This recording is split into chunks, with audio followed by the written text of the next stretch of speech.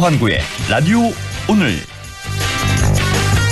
여러분 안녕하십니까, 허환구입니다. 의료 공백 사태 해결을 위한 정치권의 움직임이 분주합니다. 응급 환자가 응급실 뺑뺑이를 당해야 하는 황당한 일을 하루빨리 멈추기 위해서라도 협의체가 빠르게 또 제대로 가동돼야 할 텐데요. 하지만 출발조차 쉽지 않습니다. 의료계가 참여하고 있지 않기 때문인데요. 의료계는 25년과 26년 의대 증원 계획을 백지화하고 27년 정원부터 다시 논의해야 한다고 주장합니다. 그러나 대통령실과 여당은 내년도 증원 백지화는 어렵다는 입장인데요. 25학년도 수시 원서 접수가 오늘부터 이미 시작했죠. 입시가 진행 중이기 때문에 건드릴 수 없다는 문제라는 겁니다. 이러면 또다시 다람쥐 쳇바퀴 돌기인가요? 이건 되고 이건 안 되고 선부터 그어놓으면 어떻게 만나겠습니까? 일단 테이블에 함께 앉기부터 해야겠습니다. 9월 9일 월요일 라디오 오늘 시작합니다. 1부 허승규의 청년생각, 2부에서는 박규환의 세상 읽기 함께 하겠습니다. 이어서 안동의 BC 오디오 드라마죠. 서리빨 칼날진 광야에서가 첫 방송됩니다. 라디오 오늘 유튜브로도 다시 들으실 수 있습니다. 많은 애청 바랍니다. 네, 허승규의 청년생각, 안동 청년공감네트워크 허승규 대표와 함께합니다. 어서 오십시오. 네, 반갑습니다. 네, 자 지난주에 기후위기 문제 해결을 바라는 기후정의행진 주간을 맞아서 우리 지역에서 열리는 녹색 자전거 대행진과 또 차 없는 하루, 차 한잔 하루 모임을 소개해 주셨는데요. 자, 지난 9월 7일 토요일이었죠. 서울 강남에서 열린 기후정의 행진. TV 뉴스에도 나오던데요. 네. 여기 3만여 명이 넘는 시민들이 참여했다는 소식인데, 자, 우리 허승규 대표도 잘 다녀오셨죠? 네, 안동 시민들과 함께 잘 다녀왔습니다. 네. 저는 2020년부터 3년째 안동에서 대형 버스 맞춰서 시민들과 행진에 참여했는데요. 네. 특히 올해는 상주 문경에서 버스 2대 70여 명의 시민들이 참여했습니다. 안동만 간 게 아니라? 네, 문경 상주에서도 많이 갔어요. 2대 나왔고. 네. 안동에서는 안동에는 버스 한 대 갔습니다. 버스 한 대 갔고요. 예. 네, 근데 이제 갔다 와 보니까 예. 내년에는 서울이 아니라 좀 지역에서 행진을 해보자는데 의견을 모았어요. 더 많은 지역민들이 참여할 수도 있고 여전히 기후위기가 생소한 지역민들에게 알릴 수도 있으니까요. 특히 청소년 시민들과 함께 갔는데 네. 기후정의 행진에 관심 있는 지역의 청소년분들이 서울에 사니까 참여를 못하신 분들이 있다고 합니다. 그렇죠. 그래서 네. 내년에는 한번 경북 북부 지역에서 재미난 판을 열려고 합니다. 이거 확정된 겁니까? 아니면? 여론이 그렇고 여론이 저는 그렇고. 이미 결정했습니다. 제 마음은. 안동에서 개최하겠다. 네, 내년에는. 안동에서 자체적으로 하겠다. 네. 지켜보겠습니다. 자, 맞습니다. 이제 우리 지역에서 그동안은 계속 이제 서울에서 했던 거죠. 3년간은 네. 서울에 했고, 이제 지역에서 만약에 이제 이런 기후정의 행진이 열린다면 그동안 서울에 못 갔던 더 많은 지역민들이 또 함께 할 수 있겠네요. 네, 올해 포항에서는 자체적으로 했고요. 그래요? 상주에서는 사전 행사를 했는데 예. 무려 100여 명 가까운 상주 시민들, 특히 청소년 시민들까지 상주 시내에서 행진을 했습니다. 이미 그 전날 했나 보네요. 그러면. 그 며칠 전에 했었어요. 며칠 전에. 그러니까 이제 중요한 게 안동인데, 그래서 네. 안동을 비롯한 지역에서 열릴 내년 기후정의 행진에도 우리 청취자 여러분들 많은 관심과 참여 부탁드리고 네. 당연히 그 안동 MBC에서도 취재 오실 거라 믿습니다. 당연하죠. 이렇게 큰 행사, 중요한 행사 반드시 함께 하겠습니다. 라디오도 인터뷰 한번 하고 TV 뉴스도 보도 또 나가고 그렇게 하도록 하죠. 자, 오늘은 그러면 어떤 주제 준비하셨을까요? 네, 오늘은 한동훈 국민의힘 대표와 이재명 민주당 대표가 드물지만 공통적으로 내건 공약이 있습니다. 바로 예. 지구당 부활입니다. 요즘 얘기가 많이 되더라고요. 요즘 좀 핫하죠. 또 차기 유력 대선 주자들의 공약인 이 지구당 부활이라는 게 우리 지역, 특히 시군 단위의 지역 정치와 관련된 주요 쟁점인데요. 많은 시민들이 생소하실 겁니다. 예. 그래서 오늘 지구당 부활 이모저모 살펴보겠습니다. 예, 저도 이 지구당 부활 얘기 좀 자세히 좀 알고 싶었는데 오늘 주제를 아주 잘 선택하신 것 같네요. 자, 한동훈 이재명발 지구당 부활은 정치권에서는 사실 뜨거운 이슈인데 우리 지역민들에겐 사실 좀 생소한 주제. 사실은 민생과는 좀 거리가 거리가 좀 있는 그렇습니다. 그런 주제다 보니까. 그런데 자, 그럼 먼저 지구당은 무엇이고 지구당은 그동안 왜 폐지됐다가 다시 부활시키려고 하는 건가요? 네, 지구당의 지구는 지역구, 네. 그리고 당은 정당을 말합니다. 네. 즉 정당의 지역구 당, 지역 조직인데 현행법의 광역시도당에 대응하는 옛날 정당법상의 제도인데요. 1962년에 이 정당법이 만들어졌을 때부터 국회의원 선거구 단위로 정당의 하부 조직입니다. 그러니까 예를 들면은 국민의힘 안동예천 지구당, 네. 뭐 민주당 상주 지구당, 뭐 녹색당 영주 지구당 뭐 이런 건데요. 네. 그런데 2002년이죠. 당시 지금의 국민의힘의 전신인 한나라당의 차떼기 사건으로 그 유명한. 네, 불법 정치 자금에 대한 국민적 분노와 이 정치개혁 열기가 높아지다 보니까 예. 그때 이 지구당 사무소 운영을 위한 이 정치 자금 조달이 불법 정치 자금 수수의 주요 원인으로 지목이 되었어요. 예. 그래서 2004년 3월 20년 전이죠. 정당법 개정돼서 지구당 폐지가 되고 그래서 현재 시군단이 정당 조직인 뭐 지역위원회, 당원협의회 등은 사무소를 둘 수가 없게 되었습니다. 그렇군요. 2002년 차떼기 사건으로 자 발발된. 그래서 2004년에 이제 정당법 자체를 개정을 했군요. 그러니까 그 당끼리 서로 합의하에 우리 지구당 뭐 이런 거 없애자 이게 네. 아니라 정당법상으로 법률로서 아예 지구당은 폐지 이렇게 된 거군요. 네, 그렇죠. 근데 네. 법률을 폐지하려면 또 여야 합의가 있어야 되니까 예. 여야가 합의했던 사안입니다. 그렇군요. 자, 그런데 그럼 지금 정당 보면은 왜 지역위원회라는 말도 있고 당원협의회 뭐 이런 조직이 있잖아요. 그래서 뭐 줄여서 뭐 당협 이런 얘기 많이 하고 국민의힘이 당협을 쓰는 거죠. 네, 그렇습니다. 민주당이 지역위원회라 말을 씁니다. 네, 당마다 이제 이름이 이렇게 다른 건데. 자, 그러면 이건 뭐 그 국민의힘 문경 상주 당원협의회 또 민주당 안동 예천 지역위원회 뭐 이렇게 있는데 사실은 기능은 똑같은 거다. 이름만 다른 거다. 이렇게 보면 되는 거죠. 네, 그렇죠. 그러니까 조직은 있는데요. 네. 처음에 2004년에는 이 조직도 없앴어요. 예. 그러니까 말이 안 되잖아요. 시군 조직까지 없애버리니까. 그래서 2005년 8월에 정당법을 개정합니다. 그래서 조직은 둘 수 있어요. 근데 사무실은 둘 수가 없습니다. 조직은 두는데 그러니까 사무실. 네, 안동 예천 지역위원회는 부활시켰는데 예. 정당 사무실 시군 단위 조직은 둘 수 없는 게 현재 정당법입니다.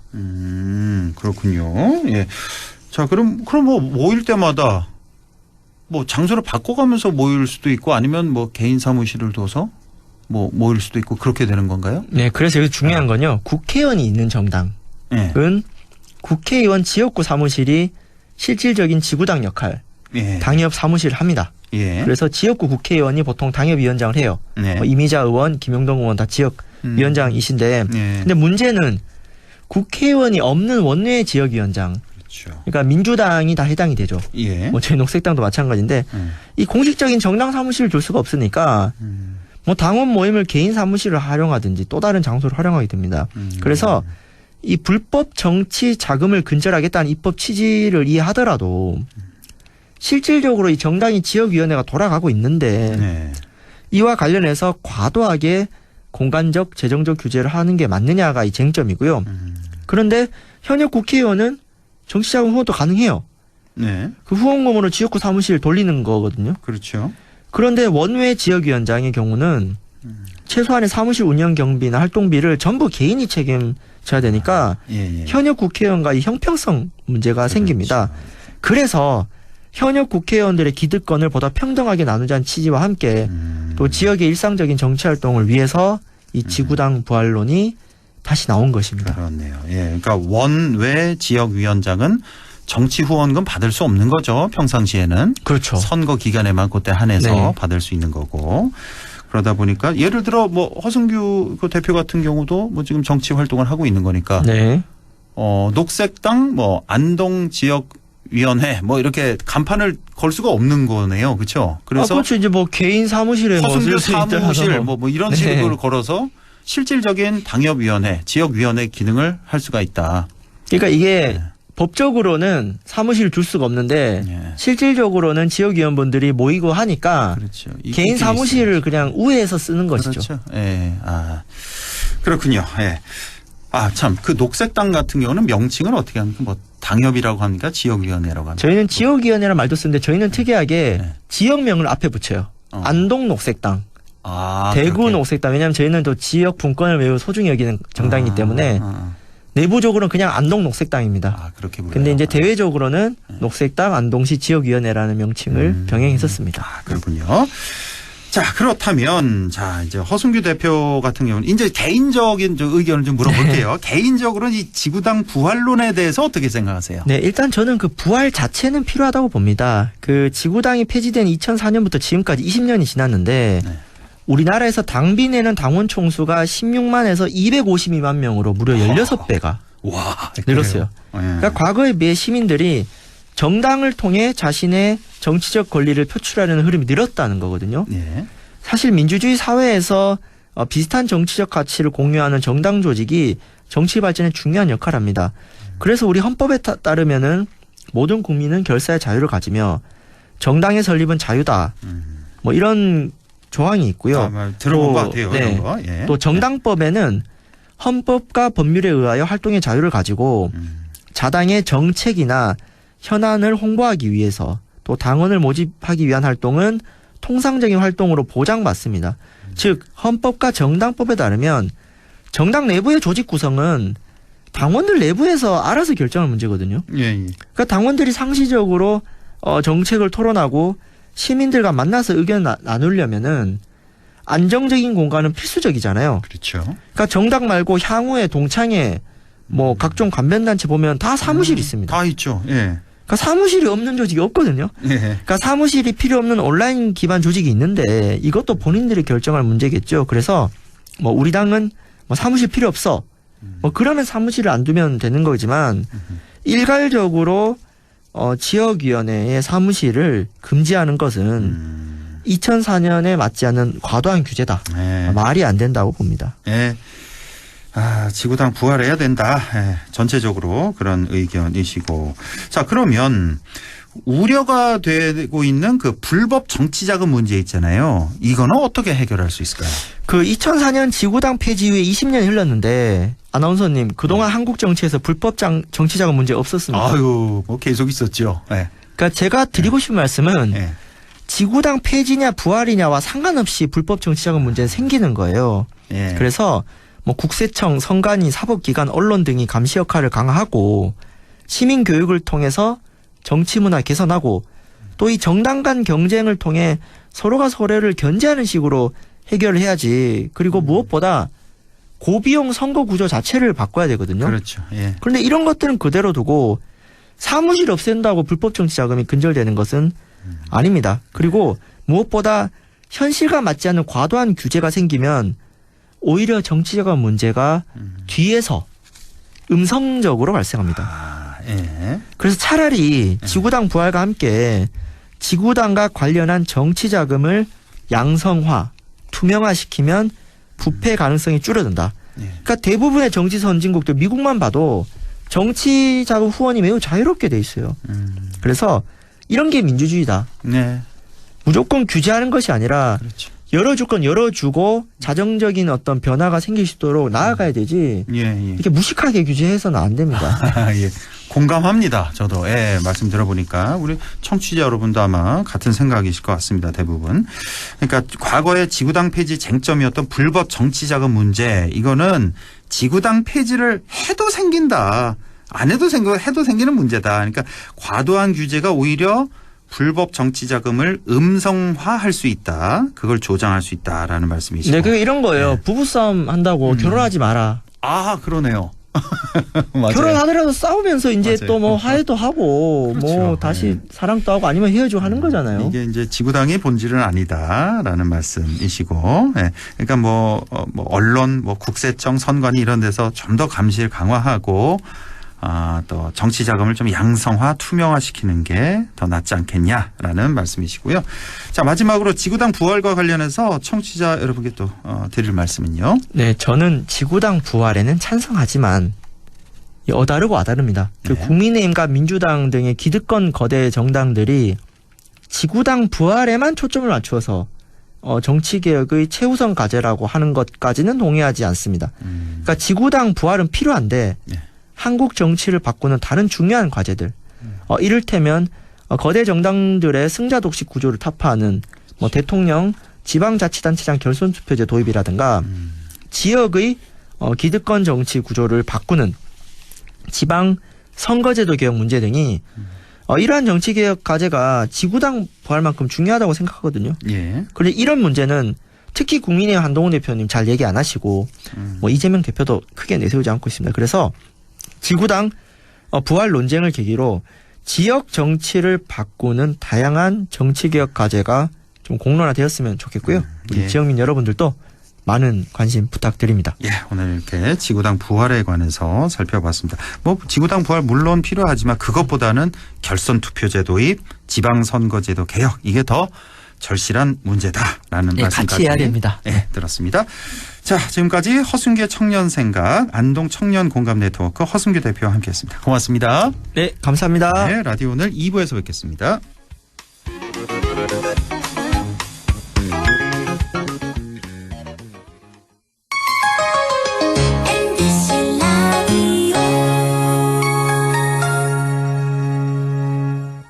나에게 딱 맞는 대학, 나에게 꼭 맞춘 대학. 나만의 경쟁력을 원한다면 안동과학대학교로 오라. 시대에 딱 취업 중심 실전학과, 학생의 꼭 현장 중심 실무교육, 취업에 맞춤, 내 꿈에 맞춤, 나의 드림핏 안동과학대학교. 오늘도 안전하게 음주운전 예방수칙 알려드립니다. 첫 번째, 술자리가 예정된 경우 미리 귀가 방법을 정하고 차는 가져가지 않는 것이 안전합니다. 두 번째, 음주 후 자전거나 전동 킥보드를 이용하는 것도 음주운전 처벌 대상에 포함됩니다. 세 번째, 과음을 한 다음 날에는 대중교통을 이용해 주세요. 숙취 음주운전 역시 처벌 대상입니다. 네 번째, 음주운전을 방조하는 경우에도 3년 이하의 징역형 또는 1,000만 원 이하의 벌금형에 처해질 수 있습니다. 적극적으로 말려주세요. 위험한 음주운전 미리 예방하여 소중한 생명을 지켜주세요.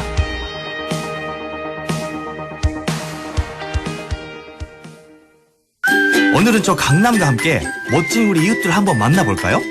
바쁘니까 부지런히 해야죠. 월급날이 제일 기뻐요. 한국의 흥에 반해서 트로트 가수가 됐습니다. 다 함께 내일을 만들어가는 다문화 이주 배경 이웃들. 우리는 모두 우리입니다. 공익광고협의회.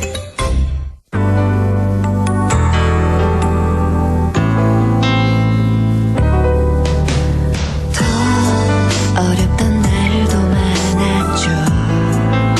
우리 함께 한다면 따스함을 느껴요. 사랑이 있어요. 소중한 꿈을 이뤄봐요. 우리 함께 여기 있으니 감동과 사랑 있는 MBC 라디오 문화방송 100.1 MBC 라디오. 네, 6시 23분 49초 지나고 있네요. 박규환의 세상 읽기 시작합니다. 오늘도 더불어민주당 영주 영양봉화 지역위원장 박규환 위원장 만나봅니다. 안녕하십니까? 네, 안녕하세요. 예. 영주 영양봉화 박규환입니다. 예, 반갑습니다. 아우, 할 얘기는 이번 주도 많은데 시간이 좀 오늘 많지가 않네요. 라디오 드라마가 첫 방송돼서. 자, 조금 전에 네. 허순규 대표와 좀 지구당 부활에 대해서 얘기를 좀 나눴는데 그냥 간단히 지금 지역위원장을 하고 계시니까 지구당 부활이 이게 꼭 필요한 겁니까? 어떻게 보십니까? 저는 필요하다고 생각해요. 필요하다. 직접 또 지역위원장 해보시니까. 네네, 일단 지역에서 당원들이 함께 민주주의를 만들어가기 위해서는요, 지역의 풀뿌리 차원에서 네네.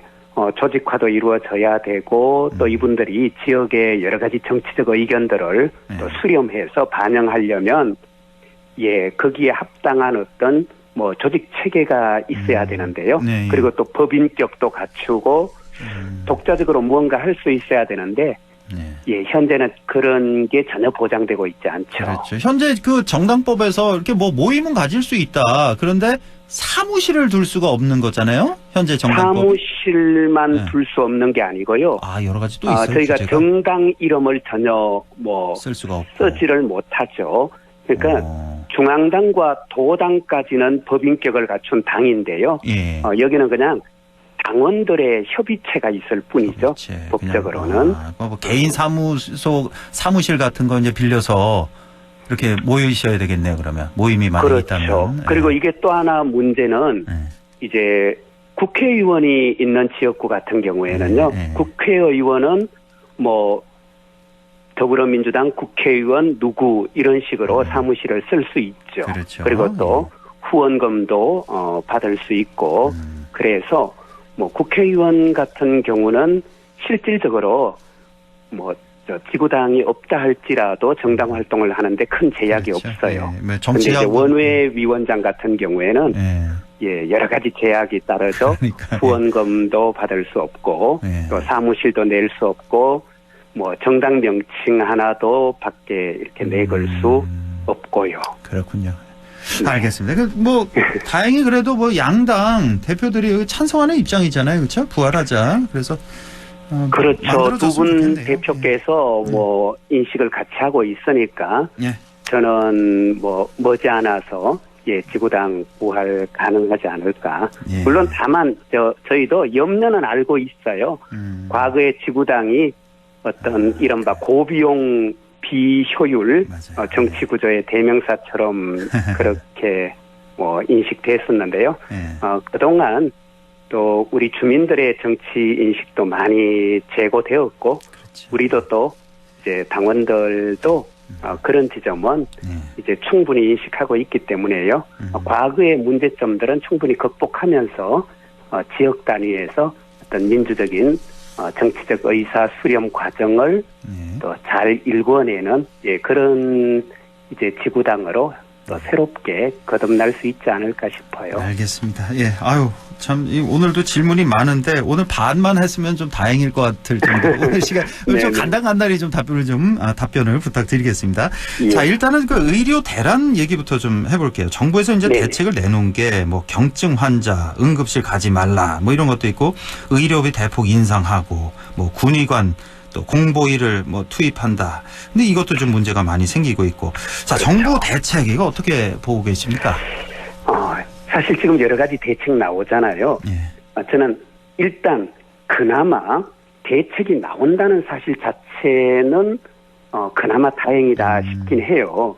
왜냐하면 뭐 저희가 지난주에도 얘기했지만 지난주까지만 하더라도 이제 대통령께서는 응급의료체계 잘 작동하고 있다. 예, 이렇게 말씀하셨고 보건복지부 차관도 뭐 전체 응급실 99%가 24시간 운영 중이다. 문제없다는 식으로 발표했고요. 그래서 이분들이 정말 현실 인식 능력이 아예 없는 건 아닌가. 국민의 생명과 안전을 책임지는 정책 담당자 수준이 정말 저 정도라니 좀 참담한 심정이었잖아요. 어쨌든 뭐 대책을 내놓는다는 것은 적어도 사태의 심각성은 인식하고 있구나 싶어서 다행이긴 한데요. 방금 말씀하신 그런 대책들이 사실은 전혀 실효성을 기대할 수 없을 뿐만 아니라 외려 또 국민들의 염려나 분노를 촉발시키는 솔직히 무대책의 대책이고요. 우리 그래도 이런 대책 내놓고 있어 하고 그냥 단순히 보여주기 위한 그런 대책 수준이다. 예, 전혀 대책이 아니죠, 솔직히. 예, 그렇죠. 지금 뭐 정부와 의료계 양측의 주장이 뭐냐면 우리 정부 같은 경우는 25년 1,500명 증원은 어쩔 수 없다. 그냥 가자. 26년부터 다시 얘기하자는 거고 의료계는 지금 25, 26 다 백지화시키고 27년부터 다시 생각하자. 이거잖아요, 핵심이. 그렇죠. 예. 이거 어떻게 좀 해결이 되겠습니까? 이래서. 그러니까 이걸 해결하려면 뭐 마주 앉아야죠. 그렇죠. 그래서 여야 의정 지금 저희가 협의체 이야기가 오가고 있는데요. 저는 이제 이거 하려면 마주 앉아야 된다. 근데 마주 앉으려면 저는 현재 의료계가 완강하잖아요. 예. 그 완강함 밑바탕에는 또 정부에 대한 불신, 그리고 그 불신은 뭐 약속을 지키지 않은 이런 것도 있지만 앞서 얘기됐듯이 뭐 경증 환자 응급실 오지 마라, 뭐 전화할 정도면 경증 환자다라든가 뭐 응급실 비용 대폭 올려서 응급실 이용 줄이겠다라든가 그리고 뭐 전혀 준비되지 않은 군의관들을 응급실에 투입하겠다든가 또 지역 의료에 특히 우리 경북 같은 경우 이 북부 지역에 지역 의료의 중추가 공중보건인데 이 공중보건이 빼서 응급실 투입하겠다. 그러니까요. 투입해도 사실은 저 보조 활동밖에 못 하는데 그분들이 독자적으로 응급처치 못 하거든요. 그러니까 이런 수준의 대책이라고 내놓는 이 담당자들, 대표적으로 뭐 보건복지부 차관 같은 분들, 사실 이런 분들 경질해야죠. 그래서 저는 의료계와 여야 의정 같이 머리를 맞댈 수 있는 저는 그런 분위기를 정부 쪽에서 만들어줘야 된다. 그래서 저는 보건복지부 차관 대표적으로 경질하고 그리고 우리 모든 것을 같이 처음부터 다 의논할 수 있다. 그러니 우리 테이블에 마주 앉아서 이야기하자. 이런 자세를 보인다면요. 그렇죠. 저는 의료계도 어느 정도 대안을 갖고 있을 것이다. 무조건 지금 공식적으로 발표하는 그런 수준을 계속 고집하지는 않을 거라고 생각해요. 그렇죠. 일단은 뭐 해결책을 찾기 위해서는 일단은 마주 앉아야 되는데 그렇죠. 마주 앉기 위한 가장 최소한의 전제 조건이 바로 박민수 차관 경질 정도는 문책 정도는 해야 되지 않냐 이런 말씀이시고요. 예, 저도 뭐 그렇게 해서 이제 어느 정도 그 대화 분위기를 그렇죠. 저는 조성해야 된다고 보고요. 그리고 저는 사실 이 의대 정원 2,000명 정원하겠다. 이 발표가 지난 2월에 나왔잖아요. 저는 솔직히 그때 처음 나올 때는 이른바 그 약속 대련이 아닌가. 왜냐하면 정부 쪽에서 이게 총선용으로 2,000명 딱 던지고 총선 끝나고는 의료계와 적당하게 타협해서 한 500명이라든가 그렇죠. 이 수준으로 떨어뜨릴 것이다. 이렇게 봤거든요. 아마 대부분 국민들이 그렇게 생각했을걸요. 대부분 다. 근데 저는 그 2,000이라는 숫자에 이렇게 고집하다니 이럴 거라고는 저는 상상을 못했는데요. 그러니까요. 근데 저는 지금 시점에서 의료계는 2027년 얘기하지만 저는 2025년 이 의대 정원 문제도 지금 이제 1,500명인데요. 이거 얼마든지 조정 가능하고 오늘부터 수시 입학 원서 받는다고는 하지만요.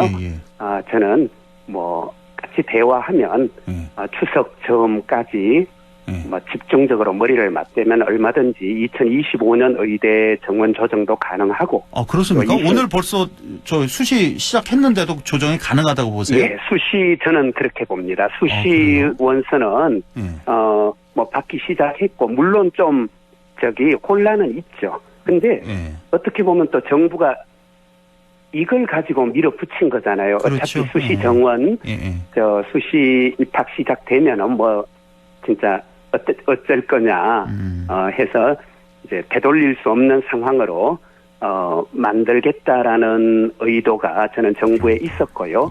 그러니까 그런 정부의 의도는요, 사실은 대단히 바람직하지 못하고 아주 못된 짓이죠. 왜냐하면 입시라는 게 우리나라 현실에서 이게 얼마나 사실 중요하고 우리 고3 수험생들에게는 이게 얼마나 정말 인생을 다루는 뭐 그런 문제라고 여기잖아요. 그런데 이 입시를요 지금 정부가 이용한 거죠. 그래서 그렇지만 뭐 저는 충분히 양해를 구하고 어느 정도 뭐 정원 조정은 가능하다고 봅니다. 왜냐하면 의대는 수시뿐만 아니라 정시로 또 많이 뽑잖아요. 그러니까 저는 가능하다고 보고 좀 열린 자세로 정부가 적극적으로 대화를 좀 할 수 있는 분위기 만들어야 되지 않을까 생각해요. 25년 수시가 이미 오늘부터 시작됐지만 조정 가능하다. 물론 그 조정 과정에서 엄청난 혼란이 있긴 하겠지만 그 교육계 혼란보다는 의료계 혼란, 지금의 혼란이 훨씬 더 중요하다. 그래서 그게 조정해야 더 된다는 중요하고요. 말씀이시고. 그리고 의대는 이른바 의대 정원의 조정 문제는 사실은 의대를 지망하려고 하는 최상위권 우리 학생들에게는 대단히 중요한 문제이고 또 그분들한테는 많이 미안한 건 사실이지만 그렇다고 1,500명을 0명으로 하자는 뜻은 아니잖아요. 그렇죠. 의료계도 저는 분명히 그건 아닐 것이고요. 그렇습니다. 그래서 어느 정도 그 숫자를 좀 조정한다든가 이런 것은 저는 우리 고3 학생들 의대 지망하는 우리 학생이나 학부모님들도 저는 양해해 주실 거라고 생각해요. 아유, 이제 시작한 것 같은데 한 3분도 안 남았는데요. 김건희 여사 공천 개입 의혹. 네네. 이거 많이 놀라셨죠? 지금 정치권에서는 이미 파단 소문이 지난 총선 때부터 났다고 하는데 이거 어떻게 보고 계십니까? 사실 이게요. 박근혜 전 대통령께서 여러 가지 혐의가 있었고 했지만 그 공천 개입한 것 때문에도 실형 2년이 확정됐거든요. 그렇죠. 검찰 구형은 3년이었어요. 예. 윤석열 특검에서. 예. 그렇죠. 구형은 3년이고 선고가 2년이 그렇습니다. 아마 제 기억에는 맞습니다. 그렇게 됐는데 그러니까 이건 명백한 범법 행위죠. 말씀하셨듯이 그 수사했던 분이 윤석열 중앙지검장과 3차장 한동훈 검사였잖아요. 예. 그런데 지금 김 여사께서 이렇게 공천에 개입했다라는 게 이제 곳곳에서 의혹이 나오는데요. 이게 만약 사실이라면 당연히 이거는 수사해서 또 법대로 처벌해야 되고요. 근데 그 이전에 저는 지금 의혹이잖아요. 이 의혹을 확실하게 이야기해 줄 수 있는 사람이 있어요. 한동훈 대표죠. 그렇죠. 한동훈 대표 본인이 정말로 김건희 여사로부터 어떤 공천 부탁이든 요청이든 요구든 받았는지, 받았는데 거절했는지, 받았는데 또 일부 수용하고 일부 거절했는지, 아니면 이제 받아서 또 웬만하면 다 들어줬는지 한동훈 대표가 제일 잘 알잖아요. 근데 기자들 질문하니까 잘 모른다는 식으로 대답을 하던데요. 일단은. 그러니까 이제 저는 그분이 저는 정치 그렇게 하시면 안 되죠. 예, 이건 국민들 앞에서 눈 가리고 아웅하고 국민들을 우습게 보는 거죠. 그리고 저도 그 그림 보니까요. 기자분들이 질문하는데 대충 둘러대고는 이 정도로 충분히 다 대답했다. 충분하지 않죠. 국민들 앞에 진실을 명명백백하게 밝혀야죠. 알겠습니다. 예, 이 김건희 여사의 각종 의혹 끊임없이 지금 나오고 있습니다. 그러니까 영부인 한 명이 나라를 이렇게 뒤흔들어 놔도 되는 것인가. 이제는 여당 내에서도 정말 이제는 국민 눈높이에 맞는 그런 대응을 해야 된다. 너무 감싸기만 하는 게 아니다. 국민의힘도 살아야죠. 언제까지 여기 이렇게 할 것이 너무 답답합니다. 그리고 국민의힘도 국민을 보고 말 그대로 정치하셔야지. 이제는 때가 됐습니다. 국민들에게 지지를 계속 받으려면 알겠습니다. 위원장님. 좀 알겠습니다. 분명한 태도를 취해야 된다고 생각합니다. 지금까지 민주당 박규환 위원장과 함께했습니다. 고맙습니다. 고맙습니다. 추석 잘 보내시기 바랍니다. 네.